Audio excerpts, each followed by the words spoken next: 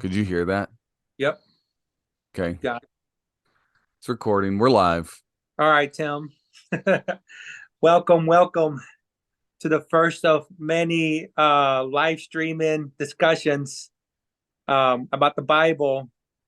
Um, I'm excited about this one, to be honest with you. Yeah, this is a topic you've talked about before. Um yeah, it'll be interesting. We'll see. We'll see how it goes. I've I've studied this one for years, Yeah. so this is my favorite. I'm like in three, four different eschatology groups on Facebook. Yeah, you know a lot more. You have a lot more resources than I do. I just read the was it Matthew chapter 24? Correct. Yeah. So let me ask you a question. When you say you were doing your research, what did you learn like from your research today about eschatology? I did more. I didn't really research eschatology. I researched, well, I didn't really research. I did more just study this chapter and kind Mhm. of read it. I read it in ESV, NIV, and NLT. So three different versions just to see, and I reread I probably read it maybe 4 or 5 times just to see what stood out to me. So as far as researching to see what other people thought about it, I didn't do that. Right. I guess I'm here more to share what I thought about um the chapter and maybe, you know, I guess the reason for this is to hear what you thought about it, what I thought about it. Right. And it sounds like you've done more research, so I guess I'll probably just, I don't know, ask some Sure. questions. Yeah. But and before we were like really dive in, what are your initial thoughts of what you've read, like your understanding when Christ is talking about signs of the end of the age in this chapter? Yeah, I mean, big picture. He's talking to the disciples, right? Right. And he mentions things that like famine, war, there's different things where it's hard. I'd say most of these things have happened like thousands of years ago even. Right. Um when this is written. I mean, he's talking to them about it, but it's like, I mean, clearly that I'm sure they saw some of those signs. So the big thing for me is you'll know, you'll see these signs and know that the end is near. But what does near mean? How Right. close is near? That's the big, to me, that's the unknown. And maybe there's Right. different parts of the Bible that give you a clearer idea of that. But this chapter alone, it says you'll know. Basically, we got to figure out what's near. What does near mean? And then he goes on to say, it'll be like a thief in the night. So you won't Right. know the exact day or hour. So you'll know it's near, but you won't know the exact time it's going to Right. happen. Right. But that's my, to me, that's what this chapter is talking about. What about you? What do you think? So I mean, when I read through this, so there's two different main views, and each view has its own like little views. So you got your premillennial and you got your post-millennial views. These are two completely views that's divided down the middle, pretty much the churches, especially in the Western church. You got your premillennial views, which consist of a pre-tribulation rapture, which is popular in the Western church. And you got your mid-tribulation rapture, and you got your post-tribulation rapture.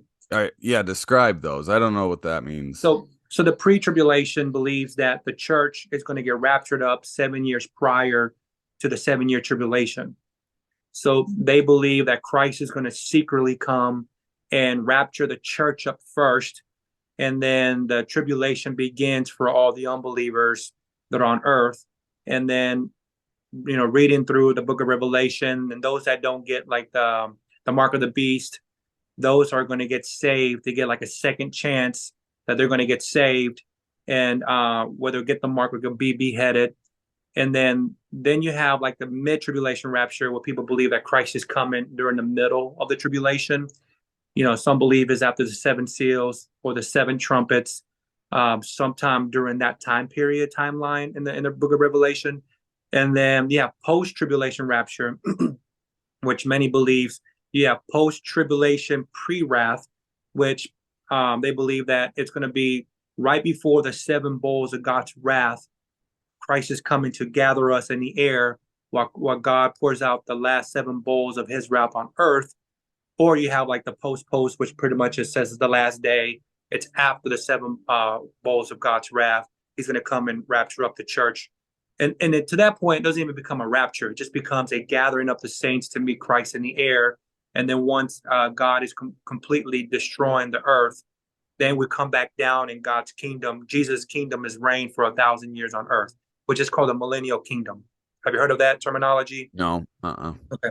And then you have post-millennial views, which believes that everything in the book of Revelation and Matthew 24 is already fulfilled, like it's done with. And they believe you have like a preterist, you got a partial preterist, you got a full preterist. I even heard of like a hyper preterist, which I haven't really studied too much on that one. And those are pretty much like the differences of what's been fulfilled and what hasn't been fulfilled in the book of Revelation and Matthew 24. And when we read this chapter, I'm going to break it down to like where they get that interpretation from. Like, oh, look, this is a pre-mill doctrine. Oh, no, this is a post-mill view. This is a preterist view. This is a post-tribulation view. And that way you can kind of, reading from what the chapter says, you can kind of come up with your own conclusion, what you think it's really going to happen towards the end of the age. Yeah. Clearly, we know Christ is coming. You know what I mean? Like, Right. there's no division on that, whether you're pre-mill, post-mill, preterist. There's another one starts with an A, which Body Bacham. He's barely he prescribes to that doctrine. It's like Amil, whatever. I can't say it well, but well, let's read this chapter real quick. Yeah. Well, and I think too, like, so tribulation, I want to know what the official definition of that is. I remember I looked it up. So it's a cause of great trouble or suffering. So, when you're saying pre-tribulation, that means people will leave the earth and go up to heaven before that happens, and then there's some that believe while that's happening, and then at the end, right? Correct. Okay. Right.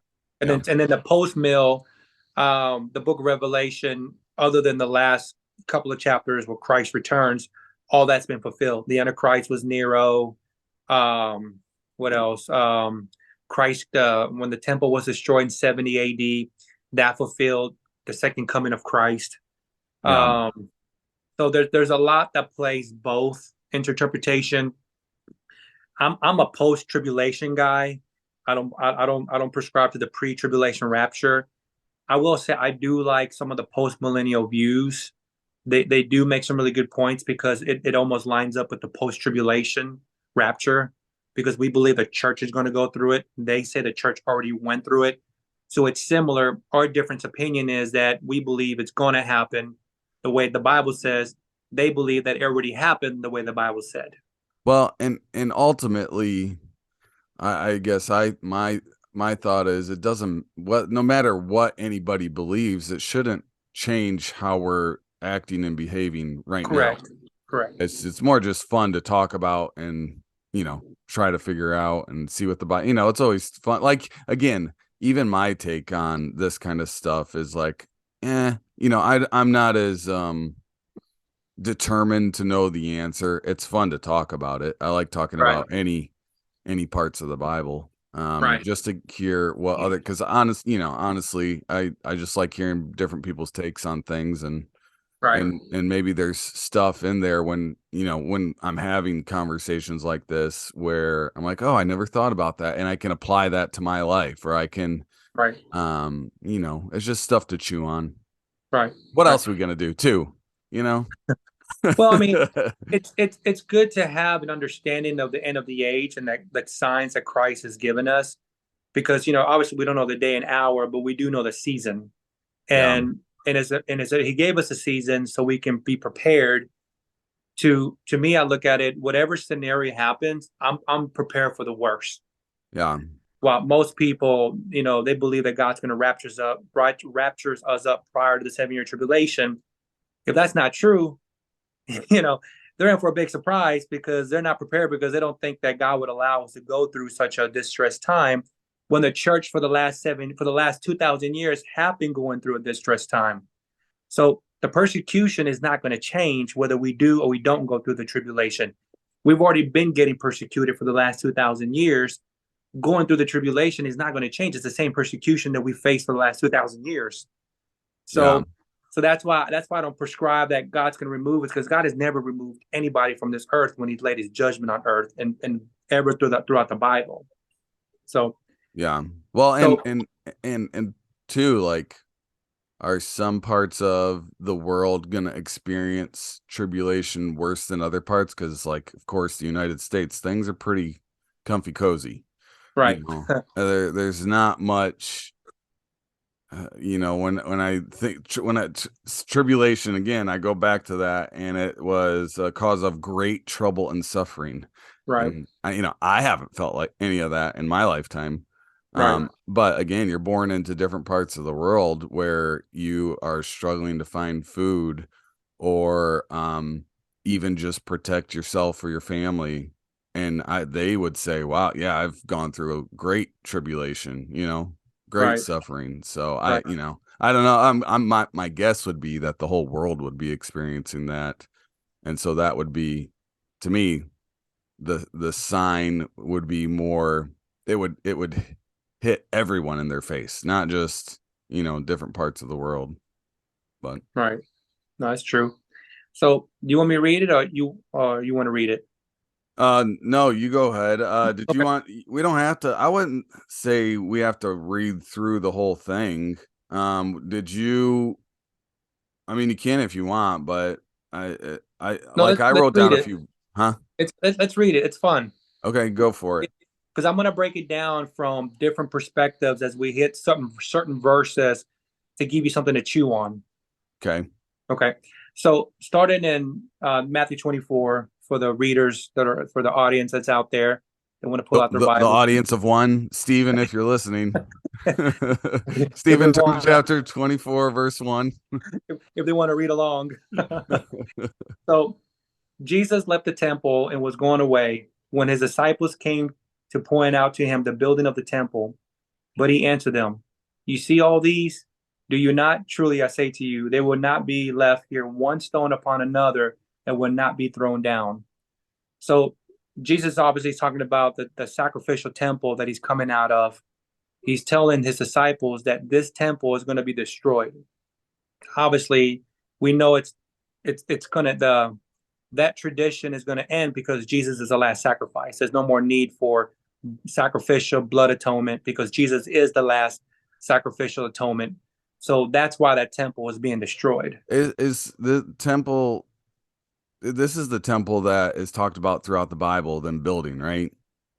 Well, this is the one that's going to that it's going to get rebuilt to institute the sacrificial atonement again for the future.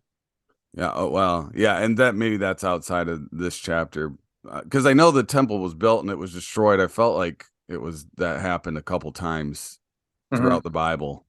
They had to rebuild it. I can't Correct. remember, but that the same temple that this is Yeah. referring to? Yeah. So this is the sacrificial temples where the Israelites were given sacrifices for Day of Atonement for atone for their sins. Yeah. So Jesus was telling them that this temple is no longer going to be standing; it's going to be obsolete. And the disciples' mind, they had no idea why he would say that, because that's a very important part of their lives that that atones for their sins every year. I think, what was it, the Passover or whatever, the Day of Atonement, when they give a sacrifice, like an animal to sacrifice for their sins. And when he made that statement, for them it was like a culture shock, because like, okay, well then how are we going to atone for our sins? Them not knowing that Jesus was the last atonement that's going to die for our sins, that temple is no longer going to be needed. I see what you're saying. Does that Okay. make sense? Yeah. Yeah. Yeah. So They didn't have to sacrifice animals after Jesus died. correct, Yeah. correct, right. And the crazy thing about it is, Jesus said that, let's just say 31, 32 AD, and it actually got destroyed in 70 AD by the Romans. Mm. So it's literally just to the grounds. So that Uh, already happened. that already happened, correct? Yeah. So that part of the prophecy has been fulfilled, and that's kind of like when you listen to the post-millennial views, they believe that that's the ultimate prophecy, the last prophecy of tribulation. So that's why they believe that the book of the tribulation already happened because the temple was destroyed. Okay. So, verse 3, as he sat on the Mount of Olives, the disciples came to him privately, saying, Tell us when will these things be, and what will be the sign of your coming and of the end of the age? And Jesus answered them, See that no one leads you astray, for many will come in my name, saying, I am the Christ, and they will lead many astray. And you will hear of wars and rumors of war. See that you are not alarmed, for this must take place, but the end is not yet. Now, the crazy part about this, and the reason I want to stop here, the post-millennial views believes that this has already been fulfilled, right? If they know what Christ looks like, then why would Christ say to them, many will come in my name saying, I am the Christ. Don't be deceived. Well, how can they be deceived if they know what Christ looks like? Oh, yeah. I see what you're saying. The You know what I mean? disciples specifically. Correct. So Yeah. they post-millennial views, they believe this is specifically for Israel. And to me, it's for the readers for the future to know that, we don't know what Christ looks like. We haven't seen Well, a picture of him. but I also see this as like you got a guy who comes along and says that no, that wasn't Jesus. I mean that was Jesus, but he wasn't the real Son of God. I'm the real. That's to me. That's he's. I'm sure that happened too. Maybe there were a lot of people out there that were claiming certain things to be Christ and to be a prophet or whatever. Sure. So even for them, I think that's like he's saying, watch out, it's going to happen. You're going to hear this. Right. And I'm sure they did hear it. Right. Right. And probably to alarm others as well that never seen Jesus during Sure. that time. And he says, and you will hear, go back to 6, and you will hear of wars and rumors of war. See that you are not alarmed, for this must take place, but the end is not yet. For nations will rise against nations and kingdoms against kingdoms, and there will be famine and earthquake in various places. And let's see, all these are but the beginnings of the birth pains. And then let's see, and it says, verse 9, then they would deliver you up to tribulation and put you to death, and you Well, will be hated. Go ahead. so I guess when I said famine would have to be everywhere, I guess right there it says, and there will be famines and earthquakes in various places. Like it didn't say Right. everywhere. Right. So I mean, based off that, maybe famines don't have to happen everywhere. Right. Maybe I don't know. Maybe tribulation will be different in different parts of the world. Right. That's my thought, but Right. Right. Yeah, that's good. And it says in verse 9, and they will deliver you up to tribulation and put you to death, and you'll be hated by all nations for my name's sake. So obviously the Christians in those third world countries, they're getting murdered to this day, those missionaries for their faith. yeah, Like today's Christians are still losing their lives over in the name of Christ. So that's still going on. sure, That hasn't stopped. yeah, And then many will fall away, which we're seeing that a lot of people are leaving the church now, and betray one another and hate one another. And many false prophets will rise and lead many astray. And because lawlessness will be increased, the love of many will grow cold. But the one who endures to the end will be saved. So reading up to verse 14 or 13, does it sound like we're going to go through any of that stuff? Is the church going to go through it? I mean, my get like all of this sounds like it's probably happened multiple times throughout the last 1,000 years. Like none of this to me, it's like it's not clear as to like. I mean, there's always been lawlessness. There's Right. always been persecution. There's been false prophets. Like all of that, this stuff has already happened to me. Right. But how bad does it get? I don't know. Right. That's the unanswered part. But none of it says that we won't go through it, meaning that we're going to go through these tough times. Sure. A The lot of people churches. have already. Yeah. Correct. Correct. Yeah. See, like the pre-mill views, the pre-rapture views, they believe that we're not going to go through this during the Yeah. tribulation. And they try to use verses out of there to justify it. And we're reading it, and there's nothing that says that this will happen to only the people left behind in the earth because we won't be here. But it's clearly saying that this is what, and even says it in verse 12, the love of many will grow cold, but the one who endures to the end will be saved. Yeah. So, and Well, then, and again, it's like maybe it's different for different parts of the world. Like right, I haven't gone through hardly any of this stuff or any of it. I mean, I guess that you see some of this on the news. right, And even within the United States, there's like it says lawlessness will be increased. I'd say that's true in certain parts of the United States, but right. you know, I haven't specifically experienced this, so I haven't gone through tribulation, but I guess some people can look at it and maybe they'd say I'm in the middle of tribulation. Right. So Right. And then verse 14, it says, in this gospel of the kingdom will be proclaimed throughout the world as a testimony to all nations, and then the end will come.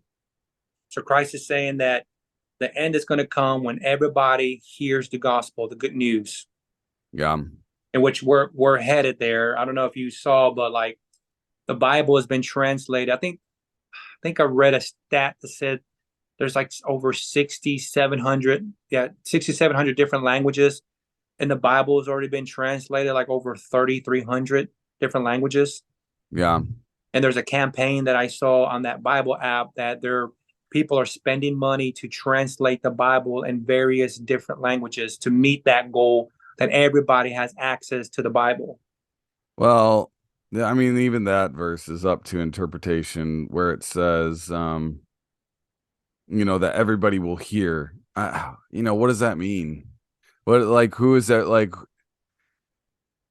I just I don't understand how, like, everybody will hear about me or hear about my name. I don't know. I don't know what that means necessarily. I don't think because, like, what the tribes that live in the jungles, they're a part of everybody.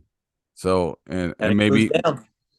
maybe I don't know, maybe he reveals himself to them in his own way. Mm-hmm. Maybe it doesn't take a person, me or you or anybody else. Maybe there's going to be a time where it's like, okay, well, you guys haven't heard about me from someone else or from TV or the radio or the internet, but I've revealed myself to you. So in a sense, you have heard about me. Right, You know what I'm saying? right, But I don't know. I don't know right. I don't know what that's going to look like. Again, yeah, sure, translating the Bible into all the languages will help, but Mm-hmm. I think there's still always going to be some tribes or people that haven't heard. I don't know. But today's tribes that are like in rare places on the earth is very small now. Yeah. So I think reaching them and translating to them, it's not going to be many compared to all the other major, many languages that we have access to translate the Bible to and send them the good news. I mean, even if we take out the small percentages of the tribes that we can't communicate with, that's a very small number. But the overall picture, we do have access. A lot of people do know Jesus in today's time. I would agree. Yeah, especially with all the technology we have. Right, Like you can Google Translate and speak to somebody. right, You have your phone on you and you can communicate with people that you weren't otherwise able to communicate with. So I think, technology is probably the biggest way that has expanded the reach. right, So right. Now, here's my favorite part when he's talking about the end times on verse 15. He says, so when you see the abomination of desolation spoken by the prophet Daniel standing in the holy place, let the reader understand. Do you know who the abomination of desolation is? Uh, could it be Satan? Probably pretty much. A lot of scholars believe, that is the Antichrist. Oh, okay. Yeah. Yeah. So to me is, if it's a pre-tribulation rapture, Jesus is telling you right here that you're going to see the Antichrist. Like, when you see the abomination of desolation spoken by the prophet, then you're standing. So as individual is a person standing in the holy place. So that's the third temple, the interpretation, that's the third temple that's going to be rebuilt. Yeah. So, um, but a post-millennialists, they believe that that part's already been fulfilled, because that was Nero. They Who's said that that? was Nero, and Nero was an emperor in the first century. Yeah. And it says, "Let the reader understand." So for me, when I see what Jesus says, "Let the reader understand," he's speaking to future generations of the signs that are going to come for us to know that the end is near. Yeah. Because obviously the Bible wasn't written. I mean, the Bible was written, but the New Testament wasn't finished, or wasn't written when Jesus was speaking these words. Yeah. Well, So, and that's a pretty, to me, I mean, that's a pretty obvious sign. You right. know, the abomination of desolation, I guess, depending on, I don't know. I mean, maybe the abomination of desolation, like you said, if it's Antichrist, it looks like a regular person.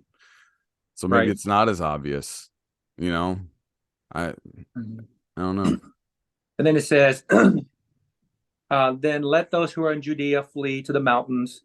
Let the one who is on the housetop not go down to take what is in his house.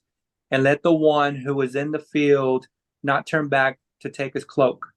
And alas, for women who are pregnant and for those who are nursing infants in those days, pray that your flight may not be in the winter or on the Sabbath. So basically, it's saying that these are going to be some tough times. Yeah. Buckle up, buttercup. Yes, that's pretty much the best way to interpret that. And then it says, "For then will Which be is why great." I've got my bunker going. You know, I've got all my food stocked up. You know, you gotta be ready. I like it, Tim. I know where to go when the time comes. We're driving to Ohio to see Tim and his I'm not wife. sharing my green beans with you. That's okay. I'll bring my own green beans. All right. Let's see. Where was I? All right. So this is the part that runs together. And it says, "For then there will be great tribulation, such as that has not been from the beginning of the world until now, and never will be. And if those days had not been cut short, no human beings will be saved. But for the sake of the elects, those days will be cut short." So think about what Jesus is saying right here. Jesus is literally saying, because of the church that's going to be here during that time, he's had to cut that period to a 7-year judgment, because that's what the 7-year tribulation is. Yeah. So again, I emphasize, if the church is gone prior to the 7-year tribulation, then why did Christ have to shorten those days? And why would he say for the sake of the elects, for the church? If the church is not here, then why is it for our sake when we're not here? Does that Uh make sense? yeah, I mean this is a confusing chapter. I mean, my thought about what caught my attention was what does cut short mean you're just gonna go up to heaven? No, You're gonna vanish. It's like the rapture. Is that cut short? no. What he's saying here is that tribulation, those distressed times, and God's judgment, it's only going to be for 7 years. Like, he's going to pour his judgment and wrath for the last 7 years of time before Christ comes down to rule for the 1,000-year millennial kingdom. That's what he's saying. It's like, up to now, God hasn't judged the whole world. I mean, he's judged nations here and there, but he hasn't judged the whole world, and he hasn't poured out his wrath on the whole world ever since God, during the Noah time when he flooded the earth. Yeah. So right here, he's saying, because he cut in that time to a 7-year judgment, that had he not cut it short, because his judgment is going to be so severe that no one could withstand it. No one would survive. So the point that I'm trying to make is that I want people who's listening to really emphasize this.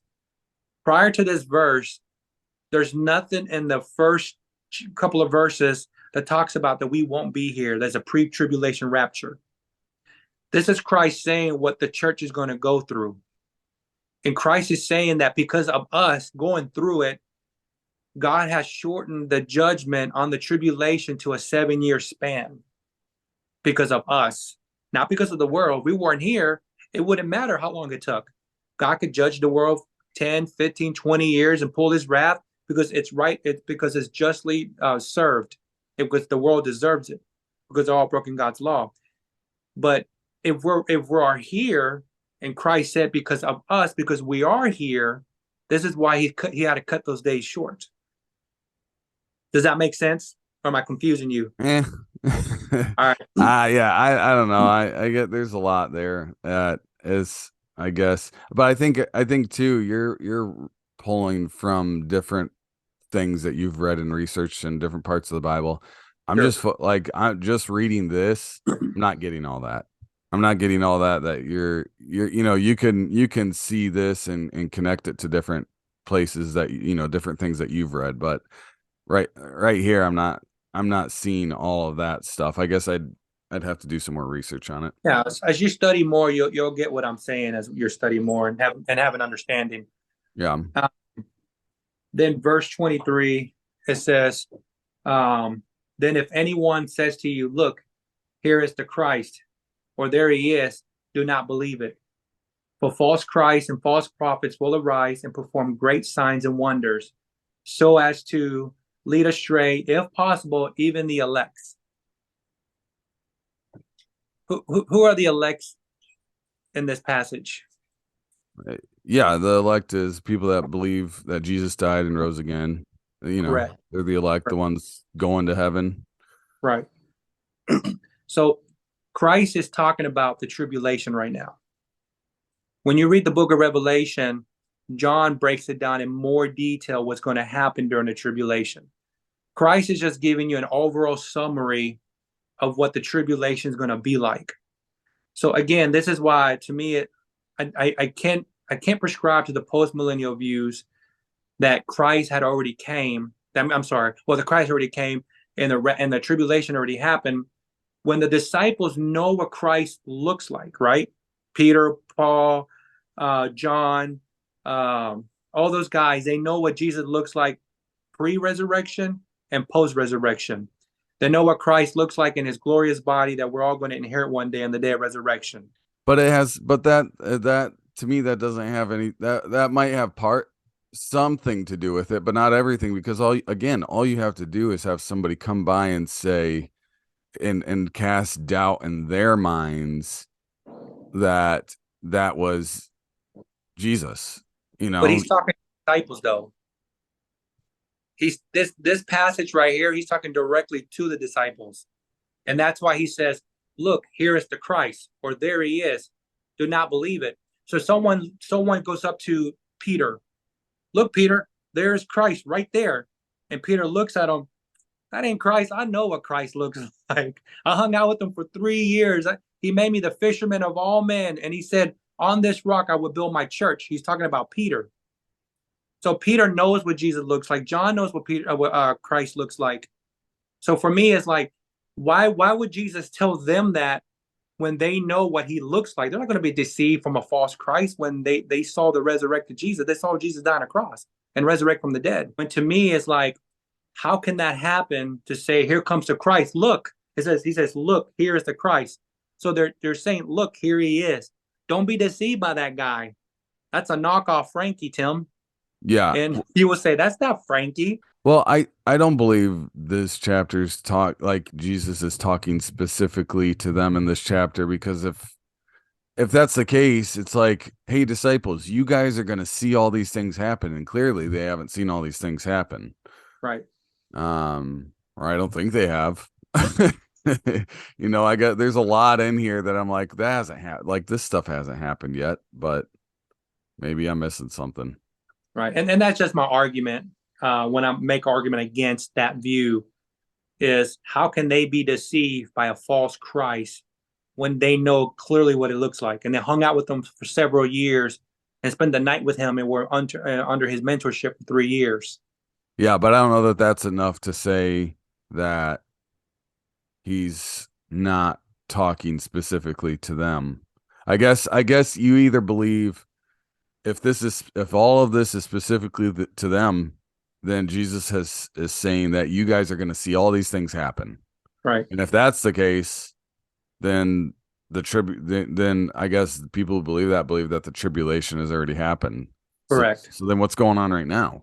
Right. So What is today? there's Today's more when post. we keep reading. Oh, okay. Yeah. So I'm just kind of To be continued. yes, I'm just commentating as I go along with the verses. Okay. And then so he says, so we just got done with verse 24. 25 says, "See, I have told you beforehand. So if they say to you, look, he is in the wilderness, do not go out. If they say, look, he is in the inner rooms, do not believe it. For as the lightning comes from the east and shines as far as the west, so will be the coming of the Son of Man. Wherever the corpse is, there will be vultures will gather." So we know he's talking about the people that do not survive God's judgment and wrath during the tribulation. Wherever the corpse is, that's where the vultures will gather during those distress times. And then verse 29, it says, immediately, mine's the ESV, it says, immediately after the tribulation of those days, the sun will be darkened and the moon will not give its light, and the stars will fall from heaven, and the powers of the heavens will be shaken. Then will appear in heaven the sign of the Son of Man, and then all the tribes of the earth will mourn, and they will see the Son of Man coming on the clouds of heaven with power and great glory. And he will send out his angels with a loud trumpet call, and they will gather his elect from the four winds, from one end of the heaven to the other. A lot to unpack on this part right here. So you got the post-millennial views. They claim this already happened. You got the pre-millennial views, pre-tribulation raptures, that says that the rapture is a secret event, and that Jesus is gonna secretly rapture us out of here prior to 7-year tribulation. So this is why I'm a post-tribulation guy. I believe it's going to be at the end of the age, the very last day, because it says right here, then will appear in heaven the sign of the Son of Man, and then all the tribes of the earth will mourn. How can it be secret, a secret rapture, when Jesus is saying everybody on the earth will mourn because they will see him? And they say, and they will see the Son of Man coming on the clouds of heaven with power and great glory. So how is it a secret rapture 7 years prior when Jesus is saying that everybody will see? The unbelievers are going to mourn because they were wrong, that Jesus is not who he said he is, and he's coming to gather his chosen people, the elect. And then it says, and then he will send out his angels with a loud trumpet call. So we know we're going to hear a trumpet call. That let us know that he's arrived. The groom has arrived, and they will gather, and he will gather his elect from the four winds, from one end of heaven to the other. So that's the pre-tribulation believes is secret. Obviously, this doesn't sound secret. Does it sound secret to you, Tim?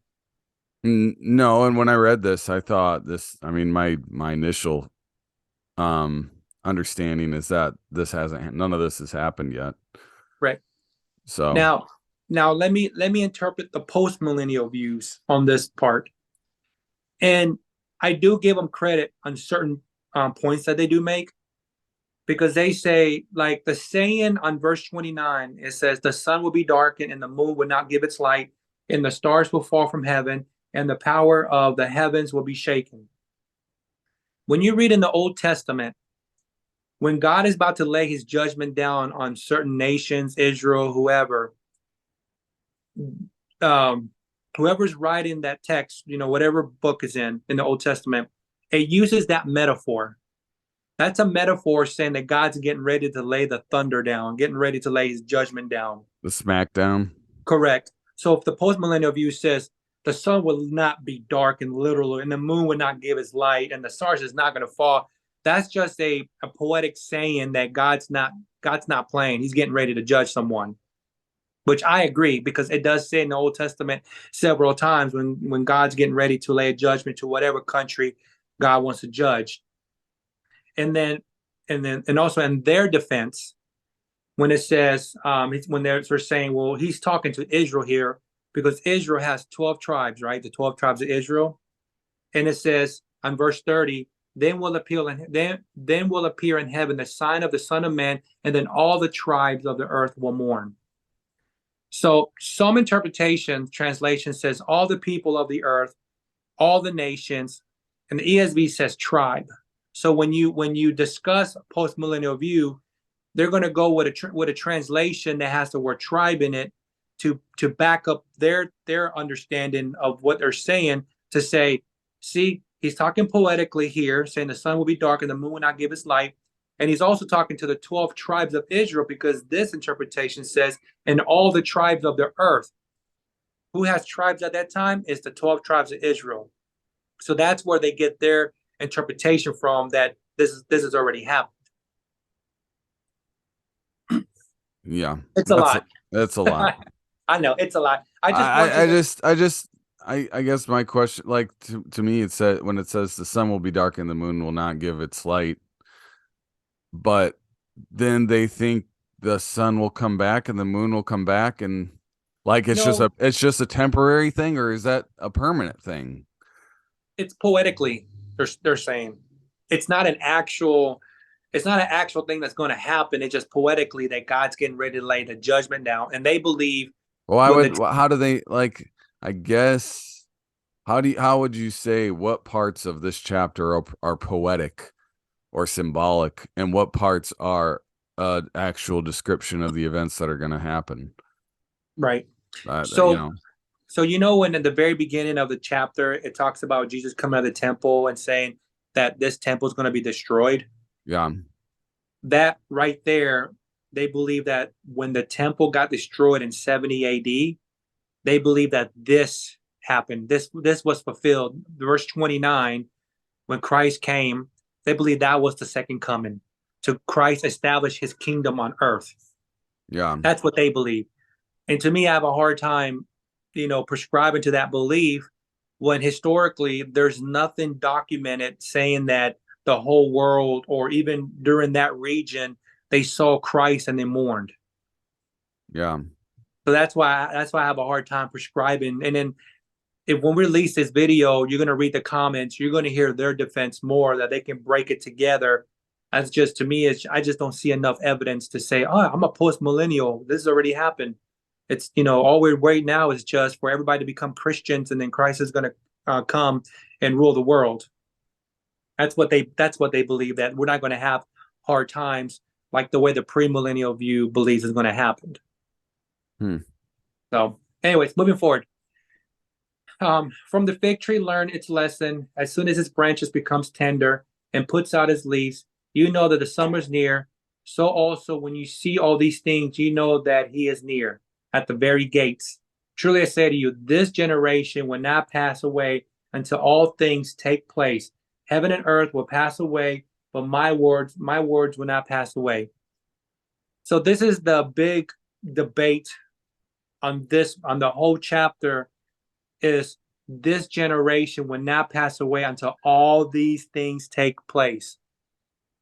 So the post-millennial view, see, I told you, he's talking about that generation, he's talking about those people. And the premillennial views, they say, no, when he says this generation, he's talking about that generation that's going to go through that tribulation. That when you know that all these signs are happening, famine, rumors of war, false messiahs, deception, the hearts of the people's hearts grow cold. They believe that's talking about that generation that's going to be the end. See, I thought about that completely different from both of those. Hmm. I guess when I think of like the word generation, I don't know. I almost think of it as everyone, like this the earth, because it goes on to say heaven and earth will pass away. Like generation means everyone, the earth, everything. Like Right, we're all included from the beginning to the end. That's the generation he's referring to. But that's I guess I could be wrong on that, but that was my take on that. right. Something to chew on and think about as you Yeah. study. Well, and So, yeah, I just don't think I don't know. I guess it could be a specific group of people, like a typical generation, right, but I don't know. Maybe I guess the way it just seemed like it was a larger group than I guess the what you said, the two thoughts that you had on it. right. Now, here's my favorite part when I discuss eschatology with people, when I debate with my pre-trip friends. We have to let the text read what it says. We can't add to the text and we can't take away from the text.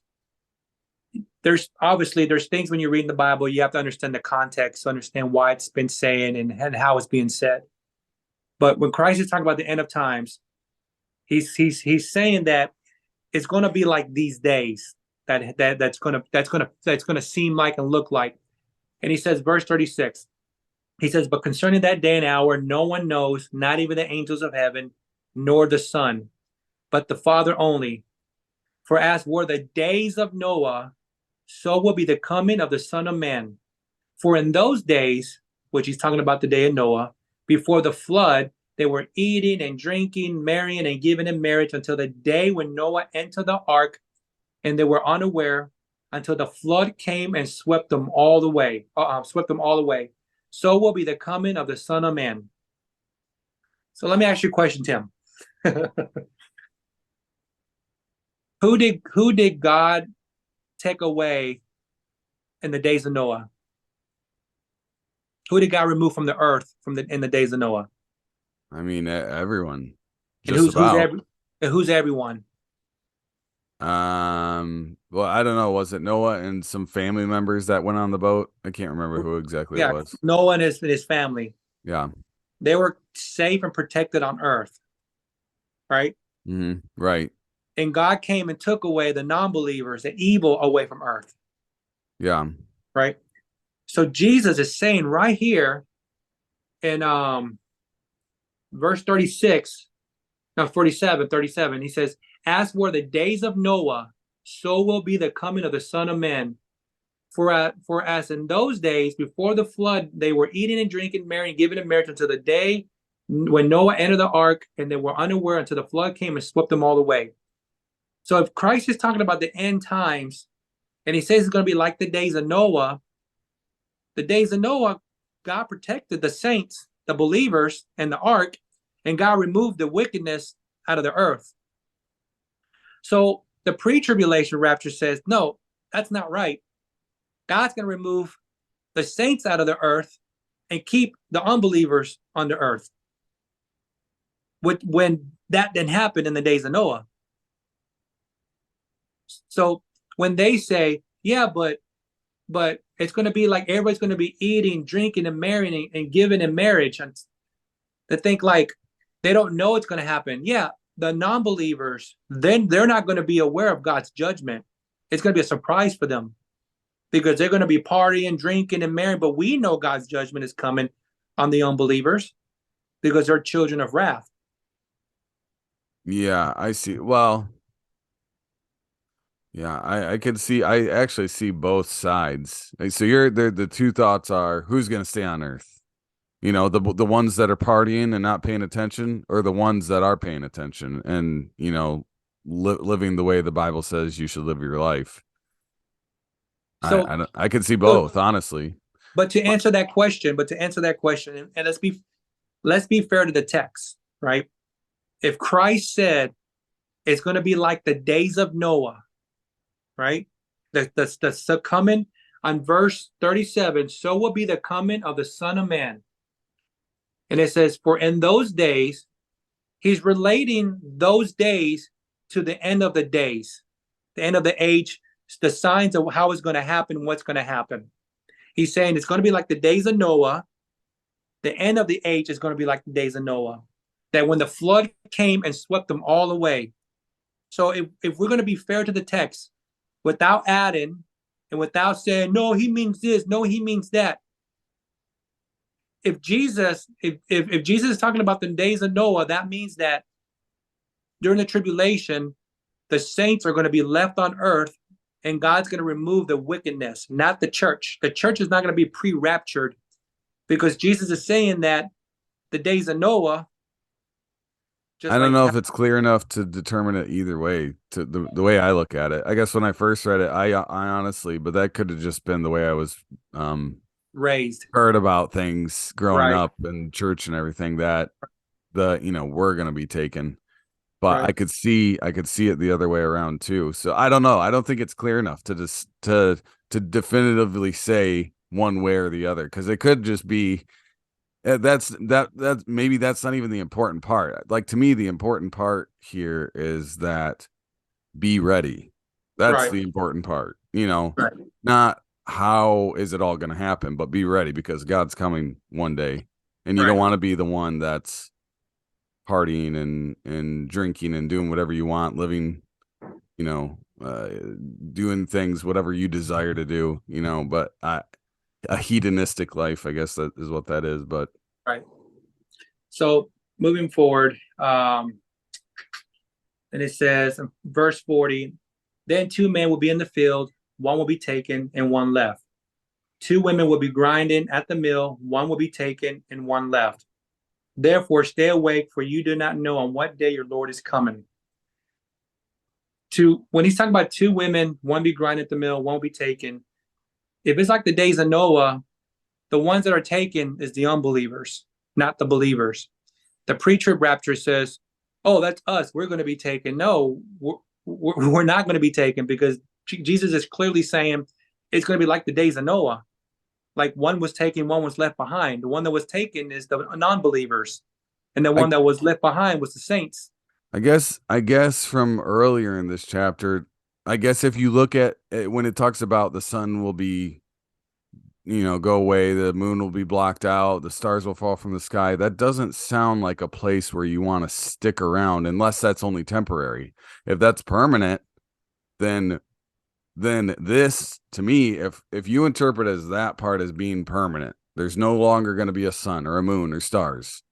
Well, shoot, I don't want to be left on that earth. And if that's the case, then you would interpret this as the elect, or people that believe in God, they're the ones that are going to be taken, not the other way around. So I guess it depends on how you interpret different parts of the end times. Like, is earth going to be nice? Is it going to be a nice place to live or not? Right. But the post tribulation, they believe that the sun will be darkened, the moon will lose its light. We also agree that's poetically. We don't believe that's how actually is going to happen. We believe how in the Old Testament, under the Old Covenant, how God, when that was being said, that means that God is laying His judgment on earth. But what makes that poetic? Just the consistency in the Bible and the Oh, consistency okay. in interpretation from the Old Testament, because it's like the Old Testament, it says it two or three times. So you're saying the moon has lost its shine three? It's going to be this third time the moon loses its shine. The sun darkens. The stars fall. So the star has fell from the earth three times already. Because if we're consistent with that literal Oh, interpretation, I see what you're saying. then we have to say that during the Old Testament, that the whole world has seen that.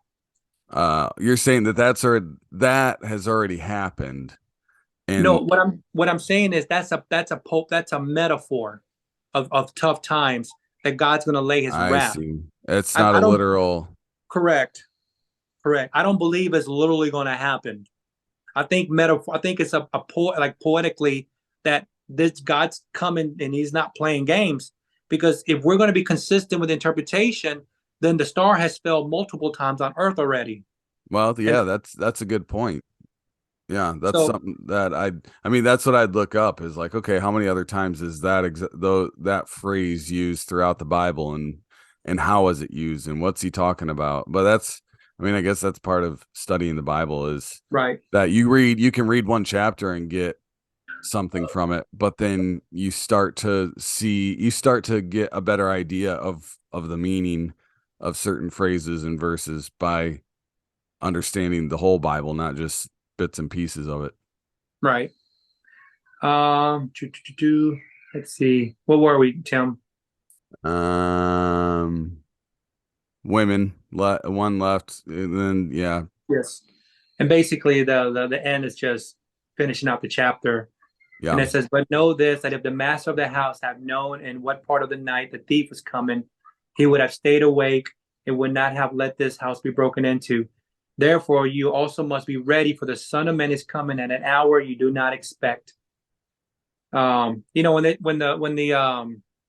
the pre-trib says, "Yeah, but he's coming like a thief in the night to come get us." No, he's coming like a thief in the night for the non-believers, because we know he's coming. The non-believers, they don't know he's coming. So it's going to be a complete surprise for them when God comes to lay his wrath down and gather his saints. If you're surprised that Christ is coming, then are you really saved? Are you really prepared? Because we're prepared. It says, what is it? Keep your candle lit. Live every day as Christ is coming that day, right?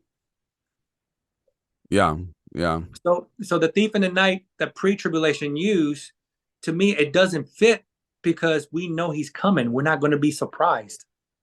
yeah. I mean, I think there's a lot. I feel like there's things like this in the Bible where you can debate that part of it, and it's can be fun and figuring out exactly what he's talking about. But to me, like the core of that is, again, it's be like you said, be ready. Right, You think you've got another day, you got another week, you got another year, but you never know. You never know right, what's going to happen. Even just in driving down the road or whatever, you never know what's going to happen. right, Anything could happen. Every day is a gift, right, basically. right. And then let's see. What are we in verse 26 now? Or 40, 46, 50. 46? It says, "Blessed is that servant whom the master will find so doing when he comes. Truly I say to you, he will set him over all his possession.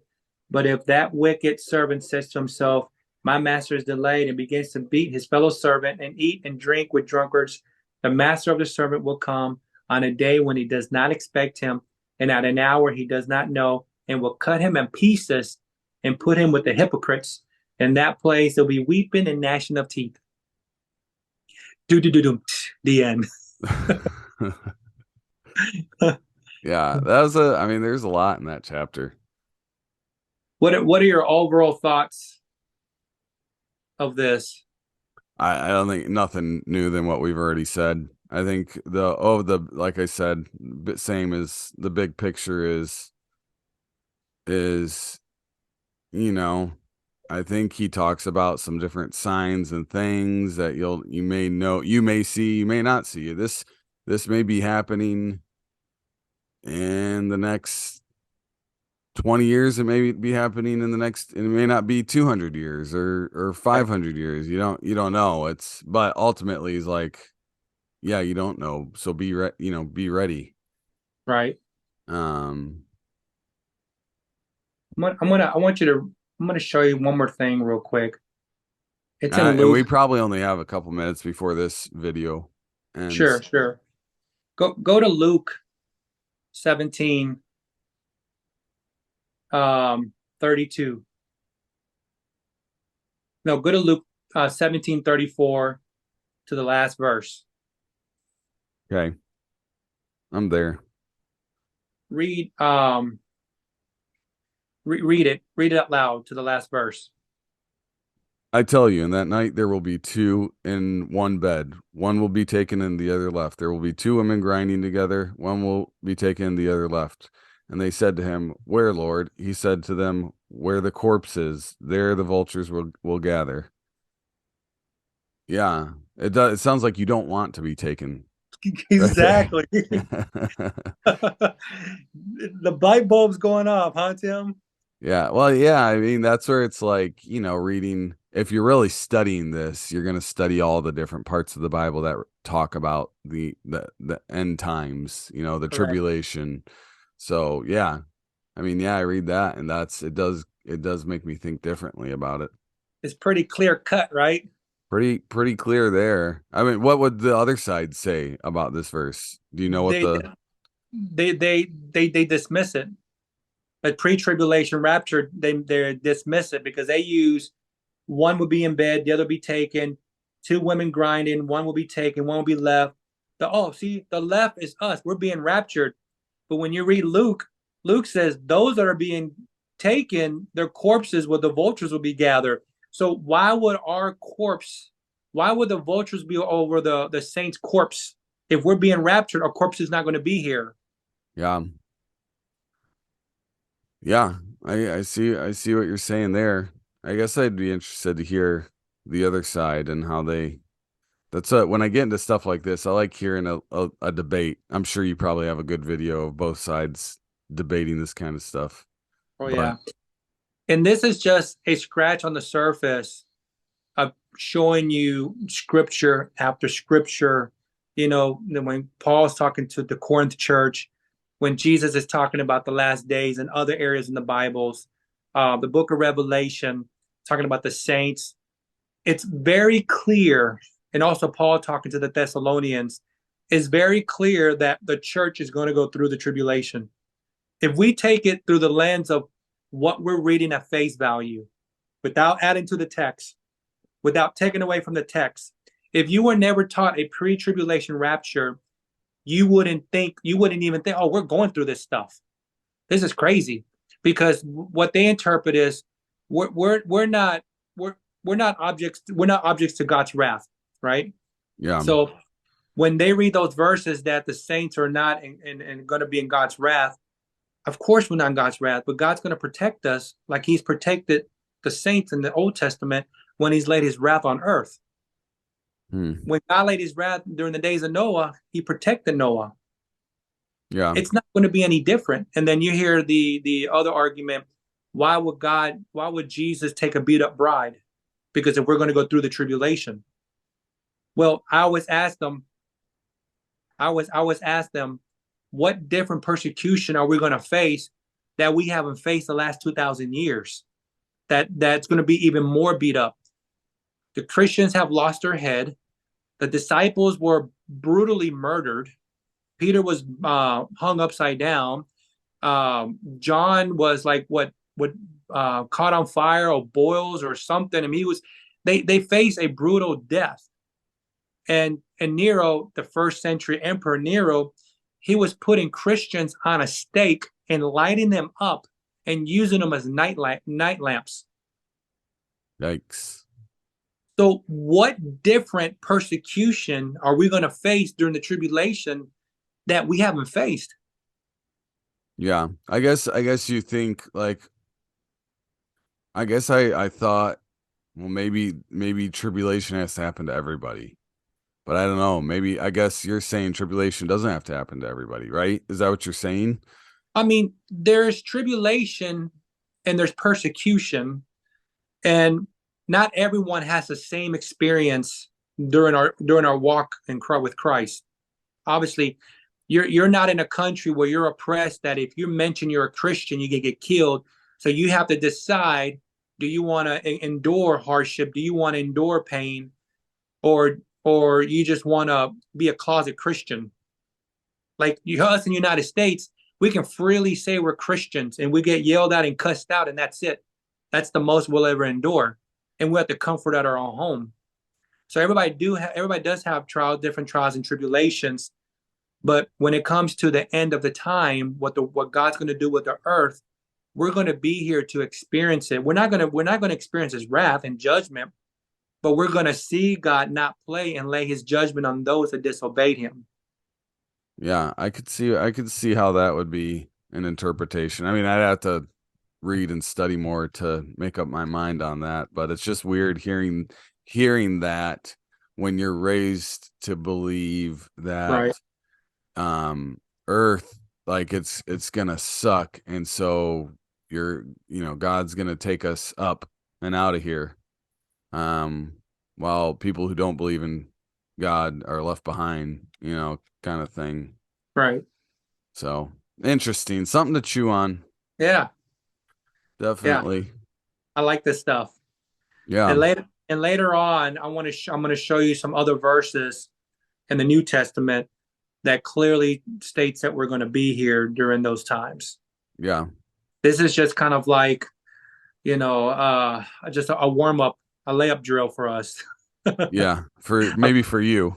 a pregame layup to warm This is up to really this get is a into half court shot for me. it. But it's learning. We're learning off each other. Yeah. Yeah. Interesting. Does All does it right. tell you a time? Does it tell you a time how much we Yeah, it have says left? we got 6 minutes and 45 seconds left.